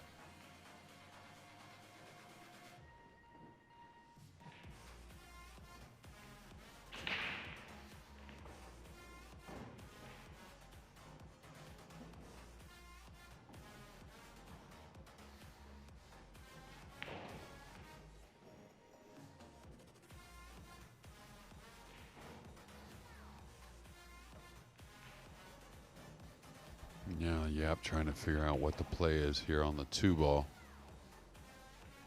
Looks to be a bit delicate.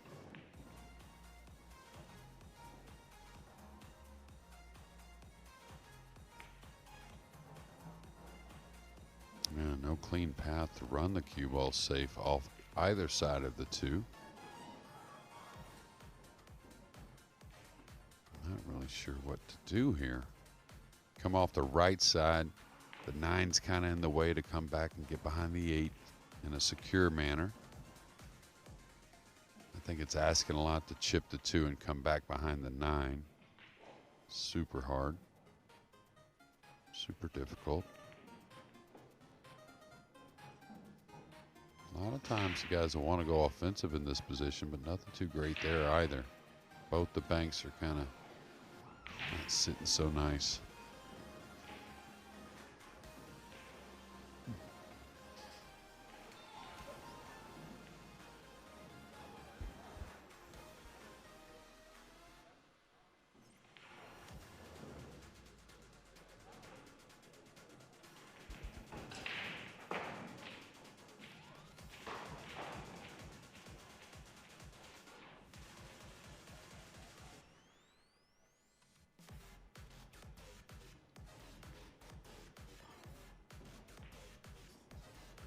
Looks like he's going off the right side of the 2. Oh, he's trying to bank it down. It's got to go. That's got to go. A little let up there. That's always a touchy shot, and the most common mistake is the underhit. When he was 7-1 behind, he was under no pressure in the sense of thinking, well, maybe the match is gone. Now, of course, the pendulum has swung. He has got a wonderful chance of winning the match. And maybe the pressure has switched. Yeah, I think that was just an awkward situation, really. It's just a difficult one. And, you know, object ball control is not something you really practice too often. Most of the times it's very natural and easy to kind of figure out and gauge. But when you play shots that have a lot of security in them anyways, and what I mean by that is a lot of room for error. Nothing blocking or obscuring anything else. What an opportunity for Tyler Styer to arrest a 6-rack losing streak.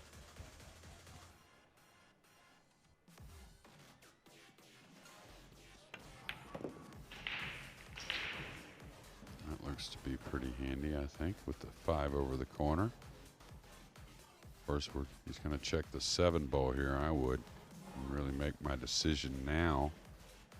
You know, it appears the 7 goes fairly easy in the side, but could get a little funny if you have to cut it.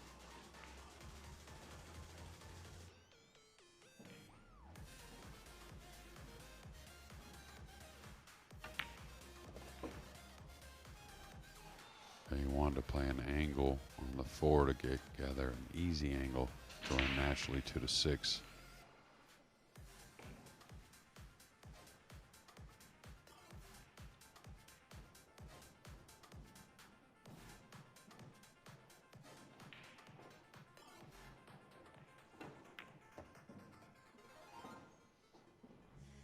Now he's in a great spot. A little bit of a stretch for the right-hander, but he can come 2 rails between the 7-8. Doesn't have to get close to the, 2 rails between the 8 and 9. Doesn't have to get close to the 7, but he didn't really want this stretch right here, I'll tell you that.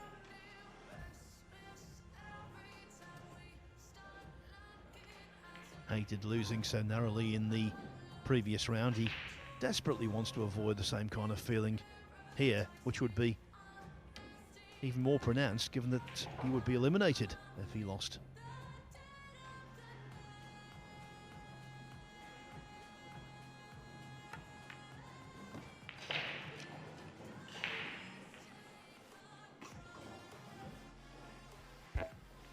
And I think he elected to play a little more draw there because of the stretch. Queuing with top inside on that, you know, reaching across the table with the extension. And get a little touchy.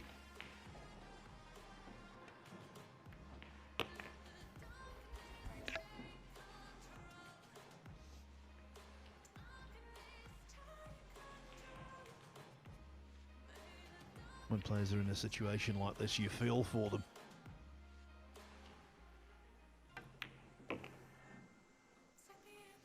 It was all so simple early on.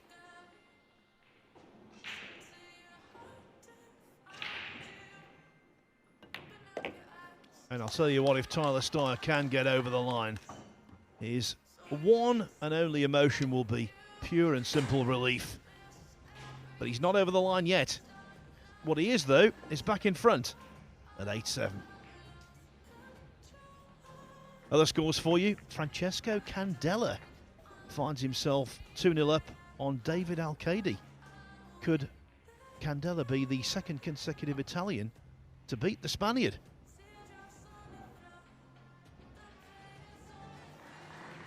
Moritz Lowerans from Belgium. He's 7-7 with Babkin Melkonian from Romania.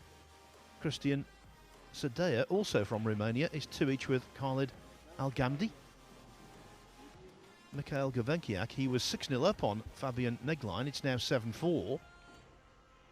Moritz Neuhausen, 8-4 up on Hussein Al-Siyafi. Bisar Spahiu, 4-3 up on So Shaw.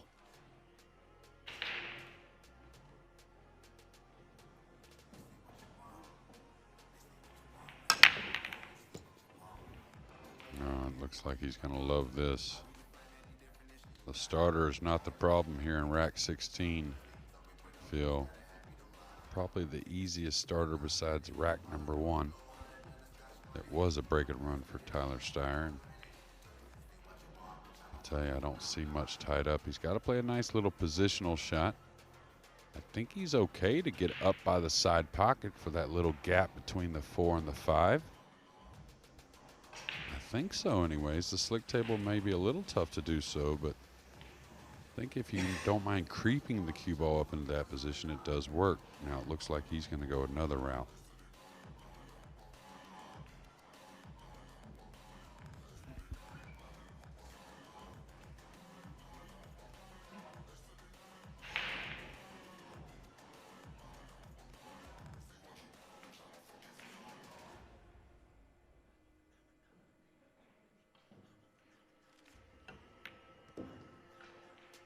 Okay, he's going to get that 2-rail position.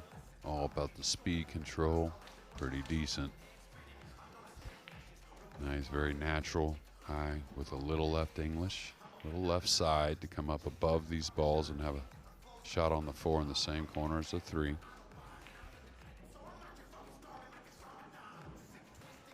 This is where you don't overthink it. This is very natural. Go with your gut instinct.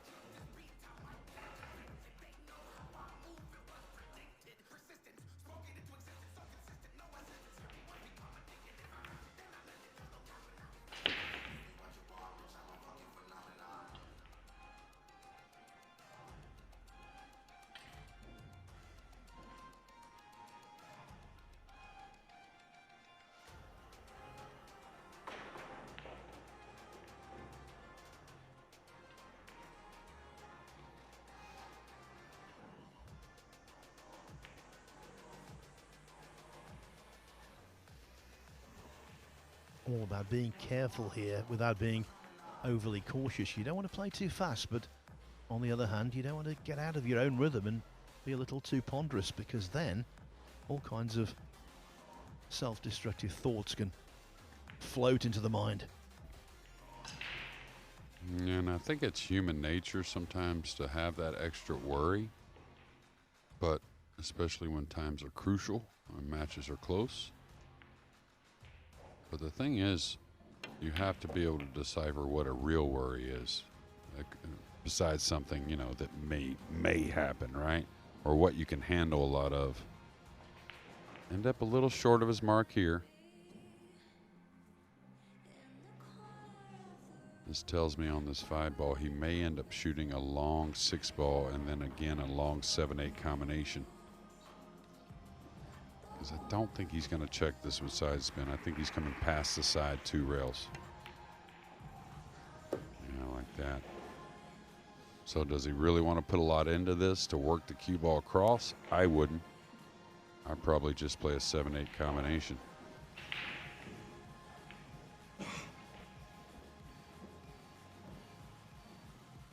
Four balls away from washing away any potential disappointment and being here on Friday.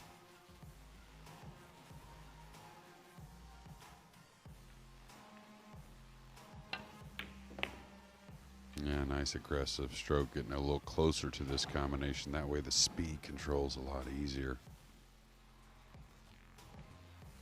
And it's funny how sports works. If he goes ahead and gets out here, he can actually take these last 2 matches and use them as a positive. Wanted to make them both. And we're going to lose a great player in Aloysius Yapp as Tyler Styer moves on. That showed a lot of intestinal fortitude from Tyler Styer. Remember, he was 7-1 ahead, pegged back to 7.